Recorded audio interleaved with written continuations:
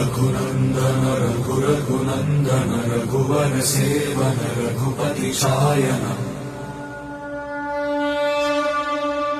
शतयोजन शतशतयोजन शरधि नियोजन शरपरिलङ्घन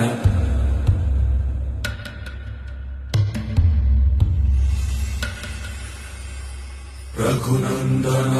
रघुनन्दन रघुवर सेवन रघुपति शायन शतयोजन शतशतयोजन शरधि नियोजन शरपरिलङ्घन हरिभाजन हरिभाजन हरिमदभाजन दशमुख कंपन बड़वाकृत